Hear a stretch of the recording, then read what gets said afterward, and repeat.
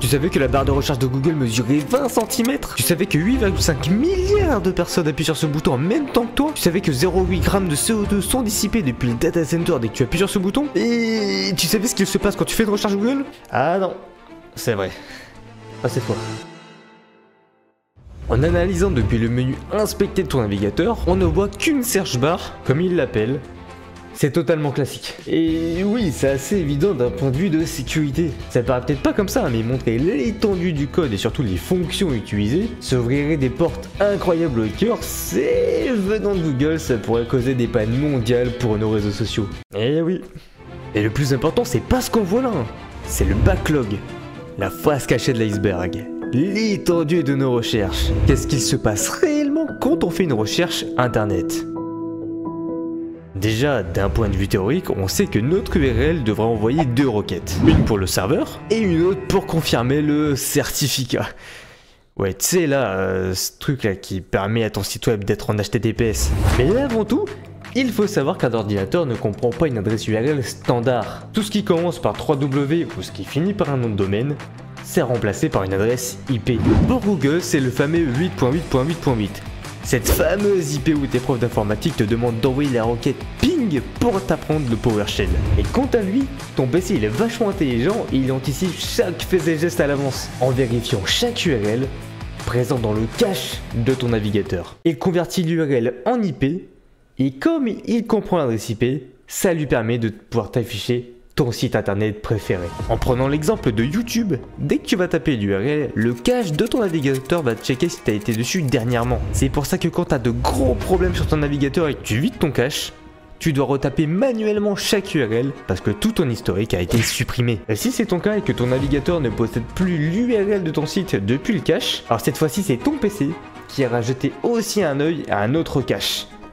Le cache de ton OS. Il analysera chaque donnée de ton historique jusqu'à trouver le serveur DNS correspondant à ton site web. Cette étape elle est très importante parce que chaque site web possède son propre serveur. Ce qui veut dire sa propre adresse IP mais aussi son propre DNS. Par exemple, si tu travailles en société et que tu travailles sur certains URL spécifiques, tout ça et toutes ces données seront stockées sur un serveur auquel tu pourras accéder grâce au DNS. Et tout ce cheminement, c'est la résolution DNS. C'est l'étape qui permet à ton PC de retrouver l'adresse IP de ton site grâce au serveur DNS.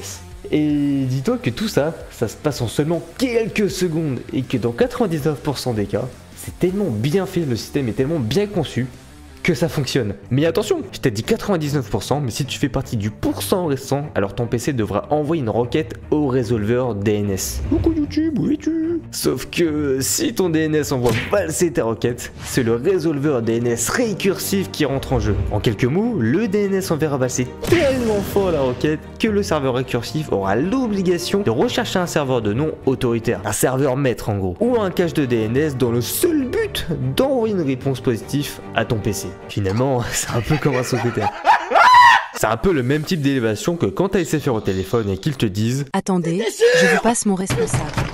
Et là, moment incroyable, le Saint Graal, l'adresse IP de ton site a été trouvée et directement envoyée au PC, qui se chargera évidemment pour finaliser cette belle action d'envoyer une requête au serveur web pour confirmer la présence, ou non, du certificat. C'est grâce à cette requête que ce fameux icône arrivera sur ton site pour avertir les utilisateurs de ton taux de sécurité, mais c'est pas trop le sujet de la vidéo. Et personnellement, quand j'ai fait la découverte de ça et j'ai un petit peu compris tout ce cheminement un peu à la con en quelque sorte, alors que c'est du haut niveau, j'ai trouvé ça hallucinant parce que au final, pendant que nous, même en ayant la fibre, quand il y a un réseau de merde sur un serveur ou même sur un site internet et que la page web met 100 ans à s'ouvrir, nous on pète les plombs, mais pendant ce temps-là, ton PC il en chie un max. Et tout ça pour afficher la merveilleuse chaîne de ton youtubeur préféré qui atteint bientôt les 1000 abonnés. C'est quand même fou les coïncidences hein. Bonne année! Oui bon je sais, je suis légèrement en retard, à l'heure où je tourne ces vidéos on est le 8 février. Mais entre les fêtes, un changement de travail dans la vie personnelle et les vidéos TikTok qu'il fallait écrire, tourner et monter en permanence, le timing devenait très serré mais on va corriger cela cette année. J'espère que la fin de 2024 et le début de cette nouvelle année s'est bien passé pour vous, que si vous en avez eu la possibilité, vous avez pu voir vos proches et profiter un maximum avec eux et vos amis, votre entourage et tout, la totale. Personnellement, tout s'est très bien passé. Mon objectif de 2024 a été accompli. Entre les projets YouTube, les projets TikTok et les idées que j'avais là-dedans, je suis personnellement très content de comment on a fini l'année 2024 et les projets sont très bien fixés là-haut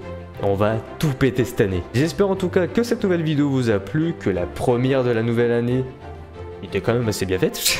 En attendant, n'hésitez pas à liker la vidéo et à vous abonner si ça vous a plu. A très bientôt sur YouTube pour de prochaines vidéos. Allez, ciao.